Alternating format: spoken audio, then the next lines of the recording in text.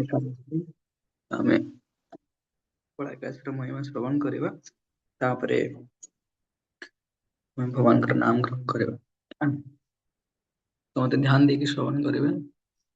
ସଫଳ ଏକାଦଶୀ ଯୁଧିଷ୍ଠିର ମହାରାଜ କହୁଛନ୍ତି, ହେ ପ୍ରଭୁ, ପୌଷ ମାସର କୃଷ୍ଣ ପକ୍ଷ ଏକାଦଶୀର ନାମ କଣ, ଏହାର ବିଧି କଣ, ଆଉ କେଉଁ ଦେବତା ଏଥିରେ ପୂଜିତ ହୁଅନ୍ତି, ତାହା ମତେ ବିସ୍ତାରିତ ଭାବରେ କୁହନ୍ତୁ।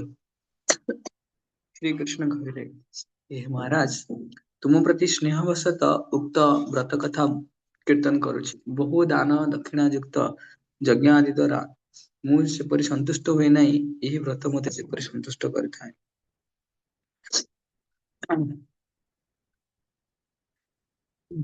ଧାର୍ମିକ ଶ୍ରେଷ୍ଠ, ସମସ୍ତ ପ୍ରକାର ଚେଷ୍ଟା ଦ୍ୱାରା ଏହି ବ୍ରତ ପାଳନ କରିବା କର୍ତ୍ତବ୍ୟ, ଏହାକୁ ସତ୍ୟ ବୋଲି ଜାଣିବ, ଏହା କୌଣସି ମିଥ୍ୟା ନୁହେଁ।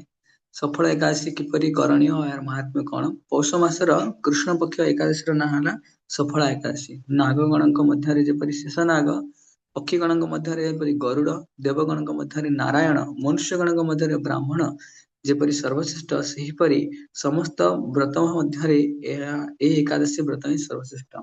ତେଣୁ ହେ ମହାରାଜ,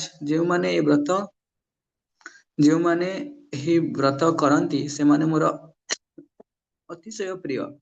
ସେମାନେ ଏ ଜଗତରେ ଧନ ଲାଭ, ମୃତ୍ୟୁ ପରେ ମୋକ୍ଷ ପ୍ରାପ୍ତି ହୁଅନ୍ତି। ନଡ଼ିଆ, ଗୁଆ, ବୀଜ ପୂରକ, ବାତାପି, ଲେମ୍ବୁ, ଡାଳିମ୍ବ, ଆମଲକି, ଲବଙ୍ଗ, ବରକୋଳି, ଆମ୍ବ ପ୍ରଭୃତି ଫଳ ଓ ଧୂପ ଦୀପ ଦ୍ୱାରା ଦେବଦେବ ବିଷ୍ଣୁଙ୍କର ପୂଜା କରିବ। ନିଶ୍ଚୟ ବୈଷ୍ଣବଗଣଙ୍କ ସହିତ ହରିକଥାରେ ଜାଗ୍ରତ ରହିବ। ହେ ଯୁଧିଷ୍ଠିର, ଯେ ଏକାଗ୍ର ଚିତ୍ତରେ ଗୋଟିଏ ମୁହୂର୍ତ୍ତ ମାତ୍ର ଜାଗ୍ରତ ରୁହେ, ତାହାର ପୁଣ୍ୟ ଅସୀମ ଅଟେ। ଏହି ନାଗଗଣ ତୁଲ୍ୟ ଫଳଦାୟକ କୌଣସି ଯଜ୍ଞ ବା ତୀର୍ଥ ମଧ୍ୟ ନୁହନ୍ତି। ଅନ୍ୟ ସମସ୍ତ ବ୍ରତର ଫଳ ଏହି ଜାଗରଣର 16 ଅଂଶର ଏକ ଅଂଶ ସହିତ ସମାନ ନୁହେଁ। ଏକମାତ୍ର ସଫଳ ଏକାଦଶୀର ରାତ୍ରି ଜାଗରଣ ଦ୍ୱାରା ମନୁଷ୍ୟଗଣ ତାହା ପ୍ରାପ୍ତ ହୋଇଥାନ୍ତି।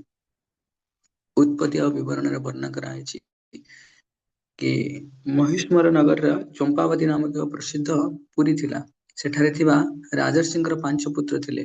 ସେମାନଙ୍କ ମଧ୍ୟରେ ଜ୍ୟେଷ୍ଠ ପୁତ୍ର ଲୁମ୍ପଟ ସର୍ବଦା ପରସ୍ତ୍ରୀ ଗମନ, ବେଶ୍ୟାସକ୍ତ, ମଦ୍ୟପାନ ପ୍ରଭୃତି ମହାପାପ କାର୍ଯ୍ୟରେ ରତ ରହି ପିତାଙ୍କର ସମସ୍ତ ଧନ ସମ୍ପତ୍ତି ନଷ୍ଟ କରିବାକୁ ଲାଗିଲା। ଅସଦ୍ଭାବପନ୍ନ ଲୁବ୍ଧକ ସମସ୍ତ ସମୟ ବ୍ରାହ୍ମଣ, ବୈଷ୍ଣବ ଓ ଦେବଗଣଙ୍କର ନିନ୍ଦା କରୁଥିଲା। ମହିଷ୍ମତିର ରାଜା ପୁତ୍ର ଏ ପ୍ରକାର ଆଚରଣରେ କ୍ଷୁବ୍ଧ ହୋଇ ତାହାଙ୍କୁ ରାଜପଦରୁ ବହିଷ୍କୃତ କଲେ। ସ୍ତ୍ରୀ, ପୁତ୍ର, ପିତା, ମାତା ଓ ଆତ୍ମୀୟ ସ୍ୱଜନ କର୍ତ୍ତୃକ ପରିତ୍ୟକ୍ତ ହୋଇ ଲୁବ୍ଧକ ଚିନ୍ତା କରିବାକୁ ଲାଗିଲା, ମୁଁ ବର୍ତ୍ତମାନ କଣ କରିବି, କେଉଁଠାକୁ ଯିବି? ବ୍ୟାଘ୍ର, ସିଂହ, ସଂକୁଳ ବଣ ହିଁ ମୋର ପକ୍ଷରେ ଉତ୍ତମ ସ୍ଥାନ, କାରଣ ସେଠାରେ ଅବସ୍ଥାନ କଲେ ପାପ ଆଚରଣ ଓ ପିତୃ ରାଜ୍ୟ ବିନଷ୍ଟ କରିବାର ସୁବିଧା ହେବ। ଏହିପରି ଭାବରେ ସ୍ଥିର ସଂକଳ୍ପ କରି ଏଇ ଏକ ଗହନ ବନରେ ପ୍ରବେଶ କଲେ। ଚୋରି ଓ ଦ୍ୱୈତ କ୍ରୀଡ଼ାରେ ଅଭିଜ୍ଞ ସେ ସର୍ବଦା ଚୋରି କାର୍ଯ୍ୟ ଆରମ୍ଭ କଲା। ଦିନେ ଦୈବ ଯୋଗରେ ଚୋରି ଅପରାଧରେ ପ୍ରହରୀମାନଙ୍କ ଦ୍ୱାରା ଧରା ପଡ଼ିଲା। ଭାଗ୍ୟକ୍ରମେ ରାଜପୁତ୍ର ବୋଲି ସେହି ଅପରାଧରୁ ମୁକ୍ତି ପ୍ରାପ୍ତ ହେଲା। ପୁନର୍ବାର ବଣକୁ ପ୍ରତ୍ୟାବର୍ତ୍ତନ କରି ଜୀବ ହତ୍ୟା ଦ୍ୱାରା ଆମିଷ ଓ ବୃକ୍ଷର ଫଳମୂଳ ଆଦି ଭକ୍ଷଣ କରି ଦିନ ବିତାଇବାକୁ ଲାଗିଲା। ଏହି ବନରେ ବହୁତ ବର୍ଷର ଏକ ଜରାଜୀର୍ଣ୍ଣ ଅଶ୍ୱତ୍ଥ ବୃକ୍ଷ ଥିଲା। ସେଠାରେ ଭଗବାନ ବାସୁଦେବ ବିରାଜମାନ କରିଛନ୍ତି ବୋଲି ବୃକ୍ଷଟି ଦେବତ୍ୱ ପ୍ରାପ୍ତ ହୋଇଥିଲା। ସେହି ବୃକ୍ଷ ନିକଟରେ ପାପ ବୁଦ୍ଧି ଲୁବ୍ଧକ ଅବସ୍ଥାନ କରୁଥିଲା। ଅନନ୍ତର ବହୁତ ଦିନ ପରେ ତାର ପୂର୍ବ ଜନ୍ମର ପୁଣ୍ୟ ଫଳ ଯୋଗୁଁ ପୌଷ ମାସର ଦଶମୀ ଦିନ ସେ ଏକମାତ୍ର ଫଳ ଭୋଜନରେ ଦିବସ ଅତିବାହିତ କଲା। କିନ୍ତୁ ଏହି ରାତ୍ରିର ପ୍ରଚଣ୍ଡ ଶୀତର ପ୍ରକୋପରେ ଅତି ଭୟଙ୍କର ଭାବରେ ଥରି ଥରି ଦୃଷ୍ଟିହୀନ ପାପିଷ୍ଠ ଭଗବାନ ବାସୁଦେବ ଅଧିଷ୍ଠିତ ଥିବା ବୃକ୍ଷ ସମୀପରେ ତା ନିକଟରେ ବିବସ୍ତ୍ର ଓ ମୃତପ୍ରାୟ ହୋଇ ଅନିଦ୍ରାରେ ରାତ୍ରି ଯାପନ କଲା। ପରଦିନ ସୂର୍ଯ୍ୟୋଦୟ ହେଲା ପରେ ମଧ୍ୟ ସଂଜ୍ଞାହୀନ ଲୁବ୍ଧକ ଚେତନା ଲାଭ କଲା ନାହିଁ। ମଧ୍ୟାହ୍ନରେ ସଂଜ୍ଞା ଲାଭ କରି କୌଣସି ପ୍ରକାରେ ଛୋଟା ବା ଲେଙ୍ଗଡ଼ା ପରି ପଦସ୍ଖଳିତ ଅବସ୍ଥାରେ ବନ ମଧ୍ୟରେ ପ୍ରବେଶ କରି କ୍ଷୁଧା ନିବୃତ୍ତି ନିମିତ୍ତ କିଛି ଫଳ ସଂଗ୍ରହ କଲା। କ୍ଷୁଧା ଓ ତୃଷ୍ଣାରେ ଅତ୍ୟନ୍ତ କାତର ହୋଇଥିବାରୁ ଜୀବହତ୍ୟା କରିବା ପାଇଁ ଅସମର୍ଥ ହେଲା। ତାପରେ ସେ ଫଳଗୁଡ଼ିକ ଆଣି ସେହି ବୃକ୍ଷ ନିକଟରେ ପହଞ୍ଚିଲା। ଏଣେ ସୂର୍ଯ୍ୟଦେବ ଅସ୍ତ ହୋଇଗଲେ।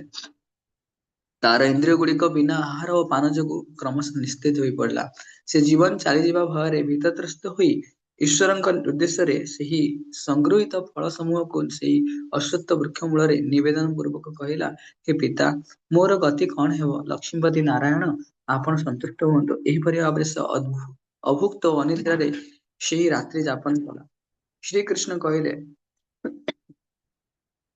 निष्पाप युधिष्ठिर से ही पापिष्टर रात्रि जागरण को एकादशी जागरण और फल अर्पण को पूजा बोली नारायण ग्रहण कले दैव चक्र रे कौन सी सौभाग्यवशत लुब्धकर सफल व्रतटी पालित हो गला एही वृक्ष रे रात्रि समय वृक्ष अधिष्ठान विष्णु अधिष्ठान करती सूर्योदय से प्रस्थान करती उक्त घटनार परदिन प्रातः काल विष्णुकर गमन काल आकाश दैववाणी है हे पुत्र तुम्हें सफल व्रतर पुण्य प्रभाव राज्य प्राप्त हेब से दैववाणी उद्देश्य लुब्धक ताही हो कहवा मात्रे दिव्य रूप लाभ कला से ही समय ठार ताहार पाप बुद्धि दूरीभूत हुई वैष्णव बुद्धि उदय है से पुनर्बार निष्कंटक राज्य लाभ कला 50 वर्ष पर्यंत राज्य सुख भोग करी कृष्णଙ୍କ कृपाରୁ ମନୋଜ୍ଞ ପୁତ୍ର ହସ୍ତରେ ରାଜ୍ୟ ଲାଭର ଅର୍ପଣ ପୂର୍ବକ ସନ୍ନ୍ୟାସ ଆଶ୍ରମ ଗ୍ରହଣ କଲା ତତ୍ପରେ ମୃତ୍ୟୁ ସମୟରେ ଉପସ୍ଥିତ ହେବାରୁ ସେ ଅଶୋକ ଅଭୟ କୃଷ୍ଣ ସାନ୍ନିଧ୍ୟ ଲାଭ କଲା हे महाराज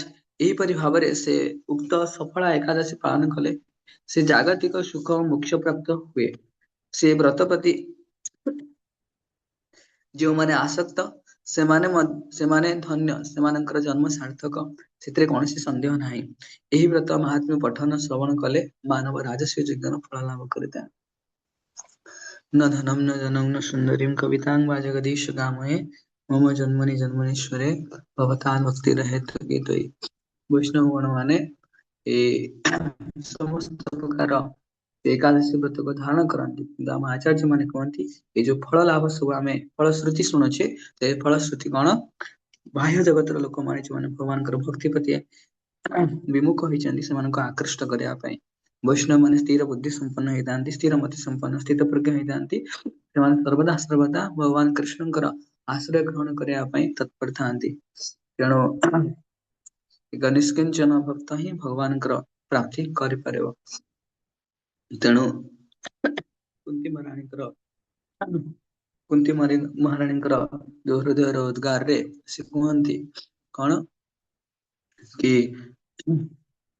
भगवान केवल निष्किंचन भक्त को प्राप्त होते निष्किंचन माने कौन those devotee who does not have possessiveness possession may be good but possessiveness is very bad तेणु material possessiveness bring obstacles in our devotional life तेणु हमको ये व्रत कृष्णंकर गुरुदेवंकर एवं भगवान विष्णुंकर विशेष करके प्रति विधान पाई पालन करियार अछि